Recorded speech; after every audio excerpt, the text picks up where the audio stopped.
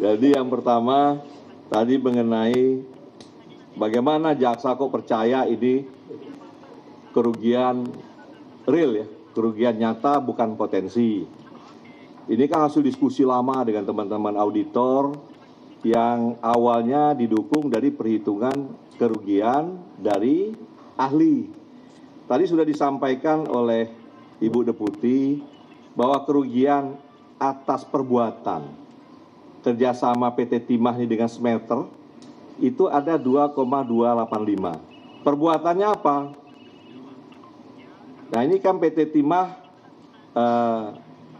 ke smelter swasta menyampaikan untuk pengolahan ke smelter swasta, kemudian ada kerjasama atas pengolahan tersebut. Nah ini timbul kerugian dihitung dari sisi kerjasama tersebut. Kemudian yang kedua, ada kerugian atas pembayaran biji timah kepada PT Mitra. Nah ini kan ada yang punya IU PT Timah, dibawa ke swasta, PT Timah beli lagi. Nah ini kita akan dakwakan nanti ke pejabat-pejabat PT Timah yang sudah tersangka. Nah yang ketiga yang saya lihat polemik, dan banyak betul masuk pertanyaan ke saya juga, WA, bagaimana 271 ini kerugian lingkungan kok bisa jadi kerugian tipikor. Yang saya tanya dengan penyidik pertama adalah, apakah kerugian lingkungan hidup ini yang dihitung oleh ahli ini menjadi kewajiban untuk dibayar? Nah ini kewajiban. Nah tentunya penyidik kan menjawab bukan asal ini kewajiban, tetapi dengan ketentuan-ketentuan di undang-undang. Contohnya undang-undang Minerba ya. Minerba. Dan dengan dasar-dasar itu kita yakini, oh ini kewajiban yang tidak bisa dihindari oleh negara. Pertanyaan yang kedua, siapa yang akan bayar? Yang bertanggung jawab untuk menutupi kerugian yang sudah dihitung ini. Kan tadi ada kerugian ekonomi, kerugian ekologis, kemudian kerugian rehabilitasi lingkungan.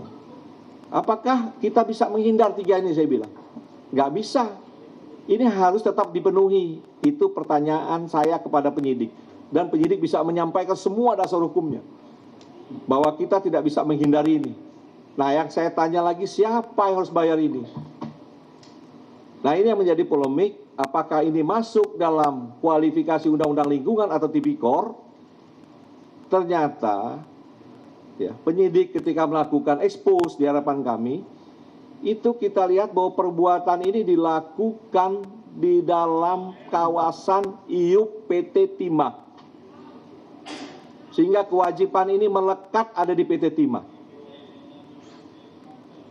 Pertanyaan ketiga, apakah kita ikhlas PT Timah ini akan membayar sebesar ini? Sedangkan PT Timah yang kita ketahui juga tidak pernah untung, rugi terus. Jadi siapa yang makan uang timah ini? Maka saya minta ke penyidik, ini harus dibebani kepada mereka yang menikmati timah hasil mufakat jahat tadi. Nah itu kira-kira bagaimana penyidik akhirnya meyakini, oh ini harus memang dipenuhi. Contoh perkara yang pernah kami lakukan banyak seperti itu. Satu contoh aja lah. Jadi ada pelakunya di RUT BUMN dengan menggunakan BUMN-nya mengajukan proposal pembiayaan. Ya. Nah, kemudian dibiayai oleh bank. Dibiayai oleh bank. Ini bank asing nih. BHS kalau salah. Bank asing di Singapura dibiayai. HSBC membiayai. Ini sudah inkrah nih. Nah, ketika sudah dibiayai, ternyata si oknum direksi ya, ada beberapa orang tersangka, saya lupa itu. Setelah dapat uang, dia gunakan untuk hal lain dari proposal yang dia sampaikan. Sehingga pihak pembiaya bisnis itu mengajukan gugatan arbitrase. BUMN kalah. Sehingga BUMN harus bayar. Nah, jaksa maju menyidik bahwa proses ini sebenarnya ada pidana. Karena kalau kita lihat dari pertimbangan di arbitrase, ya wajar pembiaya jelas menang. Karena yang diagunkan justru BUMN-nya, PT-nya. Nah, kejaksaan masuk membuktikan di rootnya bahwa ini yang diajukan kepentingan oknum, uangnya juga dikelola ya, dengan tidak benar sebagaimana ketentuan BUMN. Ya. Dan itu tidak hakim sependapat bahwa itu tipikor. Barulah jaksa bisa melakukan perlawanan bahwa kewajibannya harus dibayar itu bukan melekat di BUMN yang dipakainya untuk agunan. Pertanyaannya adalah negara belum bayar, tetapi hakim dalam putusannya melihat bahwa negara tidak bisa menghindar, harus bayar tinggal tunggu waktu. Dan itu masuk dalam kualifikasi kerugian negara. Yang jelas negara belum mengeluarkan. Banyak perkara lain. Yang kita sidik juga sekarang Budi Said Surabaya. Negara kalah harus bayar berapa T itu? 1,3 triliun. triliun. PT Antam. Nah, apakah putusan tersebut Harus diikuti. ya terbebas dari tindak pidana? Nah, ini yang kita coba nanti kita limpahkan ke sidang.